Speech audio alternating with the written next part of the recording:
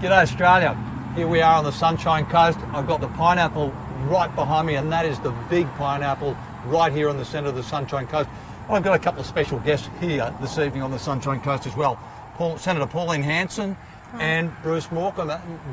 Both of these people, they're iconic, just like the pineapple behind me. Well known in this country, two people that really want to make a big difference. Pauline's doing that in politics, as she just did in Western Australia last week, and Bruce is doing it every day of the week as far as child safety is concerned. We've got some really good news for you tonight. We're going to have a bit of a talk to Bruce, and he's going to tell us a few things about the Morcombe Foundation, what they do, what the future holds for the Morcombe Foundation, and we've got a little surprise at the end. So, Bruce, if you want to tell the world all about what you do, certainly. I'd really love to hear it. Yeah, look, Daniel Morcombe Foundation's named after Daniel Morcombe, our son. Back in December 2003, he was abducted by a known pedophile, twice convicted. Unfortunately, Daniel was murdered on that day. And for 8 years, until 2011, we, the people of Queensland, the people of Australia, were searching for Daniel. SES, police, forensic experts did a fantastic job. Eventually, they located Daniel, and eventually, in August 2011, a covert operation in the WA successfully extracted a confession. Yes, I did it. And from there, the rest is history, basically. But from 2003 to May 2005, we established the Daniel Morcombe Foundation, named as Daniel's legacy. It has two main aims. One is to educate kids on how to keep safe, and the other is to support young victims of crime. The foundation is relatively small in terms of numbers of people in the back end, the administrative side of things. We only have half a dozen casuals plus Denise and myself. But we have an enormous bubble. We have close to 360,000 likes on our Facebook, and it is not unusual to have a Facebook social media post exceed more than 1 million, and on a couple of occasions 2 million people have viewed that particular post. So we have an extreme reach, both nationally and globally, but certainly the main focus is educating kids on how to keep safe, and we have a number of programs at the Daniel Morcombe Foundation. Everything's available on our website, danielmorcombe.com.au, and I can guarantee everything there is free, including 27 videos, all designed for children, one especially for adults, all recognising how to keep safe. And our three key words are recognise, react and report, and we delve deep into how kids and adults can share some knowledge, some conversations, and protect each other to keep safe. And of course, just a week ago, we launched Orbit Rescue, which is an online app, again free, and it's suitable for all iPads and tablets right around the country and indeed internationally. And it's for all children, but primarily targeting the 8 to 10 year olds. So quite young students, but it starts a conversation with mum and dad, and we hope it's a fun game, we know it is, but it also subtly teaches the kids about their body ownership, their private parts, what potential groomers online, their conversation, and what to look out for. And importantly, the key to it all is what to do if they feel something's not right. Their body's telling me I feel nervous, I feel sick, I want to cry, that fellow's giving me the creeps. You need to report to an adult why you felt unsafe. So educating kids is a high priority, and we also support young victims of crime with counselling, sometimes bedroom makeovers, those sorts of things, medical and sporting needs also looked after. You've done an absolute fantastic job. You know, I just admire your strength, but you haven't given up, you know, the way you and your wife Denise you lost your son. I don't know, I've got 4 children, if that ever happened to me. But I have your strength, and you've actually got over that, and you're out there, you know, to educate other people to try and protect their children from this scum. And that's what they are, absolute scum. And I just feel that we have to come down extremely hard on these people. I believe that, you know, the people that are most precious in our life are our children, and we brought them into the world, and I think that it is up to us to make sure they're protected. And that's why I think it comes down to politicians that have to ensure that our laws are strong enough to deal with this. I'm not listening to the do-gooders. I'm sick and tired of them. And these, you know, and their rights, and they talk about these people's rights. As far as I'm concerned, they've lost their rights when they've violated these innocent people, children. They're children. They're sick.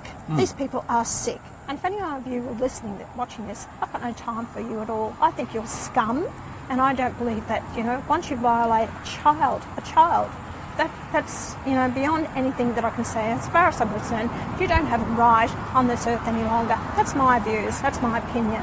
But anyway, we have to deal with this. Locking you up for life, that's another way of doing it. I'd throw away the key. But you get out and you're on the streets again. And what I've read with it, and correct me if I'm wrong, but 10 to 50% re-offend again. And these are the innocent people that have to cope with this, knowing that families go through all this, and those children like Daniel was, well, he was murdered, he was taken away from you. And, I don't think we are harsh enough in this country, and that's why we seem to have more and more, and then we get them into this online pornography. So this is rampant in this country. Just tell me, how many paedophilias do we have in this Australia? Well, it's very difficult to track down those numbers specifically. They're quite secretive within the different states and territories around the country, but I believe it's something in the order of 30,000. So that is a small, in fact, a mid-sized town littered right across the country. So it's frightening. All right. Why are we here? Right? Well, very much to learn what the overseas people have done, and very much to learn about Daniel and Mr. Cowan, the bloke that is a twice convicted pedophile and yet still went out and abducted Daniel and murdered him. Bruce, there is a solution to this. I mean, we've heard Bruce's story today, and I met with Bruce and Denise last week, and we had a conversation about this, and I'm very excited about the app that the Morcombes have put into place and the hard work that they do to make children aware. But we as politicians need to step up at state and a federal level, and we need to do more. And Bruce, you talked to me about a document. I'm going to let you tell the story because this is your idea. You put it forward, and I'm making a commitment today. I'm going to make it happen. And I know I've got Senator Hanson's support as well. So you tell the world what we're proposing or what you're proposing, and I'm going to help. Yeah, look, it's been tossed around for quite a number of years within Australia, but never actually grown any legs. Based on Megan's law in the US, and certainly there's similar laws in Canada and England, it's very much about having a public accessible sex offenders website. And certainly Senator Hinch, your colleague in federal politics. My sparring partner indeed. sometimes. Yeah, but I'm sure you're good buddies as well. There's common ground. That far. Common ground somewhere there. But very much about having Daniel's law rolled out nationally. Yeah, definitely work together. Easier said than done. Unfortunately, sometimes law societies or radio personalities that perhaps want to get a bigger ego or a bigger personality than they actually have now sometimes beat us up. But at the end of the day, it is good legislation that will see pedophiles named and shamed, and more importantly, the mums and dads around the country can start a conversation with their kids and say, look, when you're walking down that street to go to school, please be aware that there are pedophiles, known pedophiles, convicted pedophiles that live in this suburb.